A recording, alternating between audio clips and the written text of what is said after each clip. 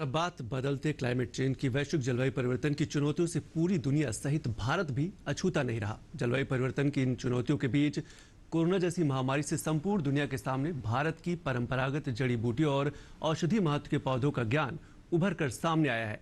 ऐसे में भारत की इस पुरातन संपदा को सहेजने और जलवायु परिवर्तन के प्रति लोगों को जागरूक करने के लिए हाल ही में राजधानी दिल्ली के कॉन्स्टिट्यूशन क्लब में एक कार्यक्रम का आयोजन किया गया। पेश है हमारे संवाददाता ओपी यादव की एक खास रिपोर्ट।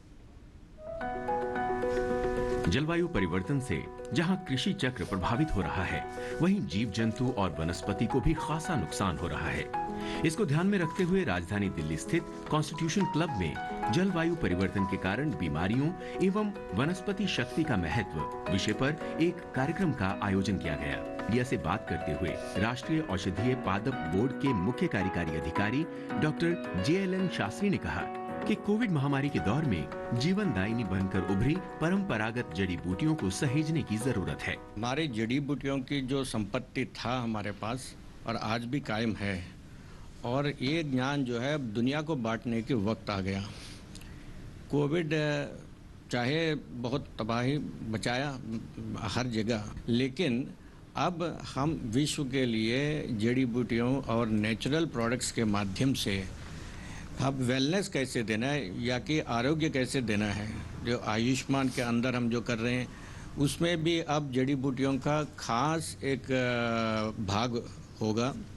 ये इसलिए कि आपको इम्यूनिटी के प्रति श्रद्धा बढ़ गई। इस अवसर पर मीडिया से बात करते हुए कृषि व वनस्पतिक विशेषज्ञों ने कहा कि हमें पश्चिमी पद्धति को छोड़ कृषि के परंपरागत तरीकों के साथ नवाचार आधारित कृषि को अपनाने की जरूरत है। पिछले 25-30 वर्षों से जो हमने पश्चिम की जो खेती या पश्चिम की जो विधियों को जो अपनाया है, वो सिर्फ और सिर्फ केमिकल युक्त और फर्टिलाइज़र से जुड़ी हुई फसल को हम लोग खा रहे हैं, जिसमें कुछ नहीं होता है। ये प्राकृतिक विरोधी है और ये न सिर्फ कृषि को हानि पहुंचा रही है, बल्कि हम सब लोगों के दैनिक जीवन को भी हानि पहुंचा रही है। आज बहुत सारी बीमारियां इस गलत खाद्य पदार्थों के कारण हो रही है। जलवायु परिवर्तन हो रहा है, ठंड जितनी आज होनी चाहिए उतनी ठंड नहीं है, उसका भी एक बहुत बड़ा प्रभाव है।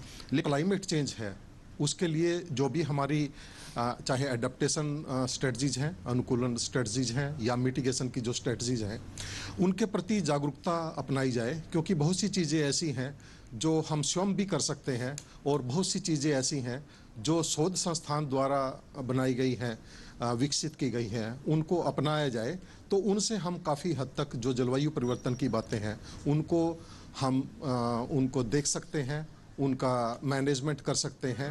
कार्यक्रम में भाग लेने आए विशेषज्ञों ने जलवायु परिवर्तन से देश की वानस्पतिक संस्कृति को संरक्षित करने के लिए जागरूकता पर जोर दिया। आज जो है पूरा विश्व जलवायु परिवर्तन से पीड़ित है और भविष्य में अगर यही स्थिति चलती रही तो ये बहुत गंभीर चुनौती हमारे सामने होगी। आज हर वनस्पति औषधि है, बशर्ते उसकी जानकारी हो। और हाँ, जो हमारे किसान भाई हैं वो भी औषधीय पौधों से अधिक पैसा कमा सकते हैं खेती करके।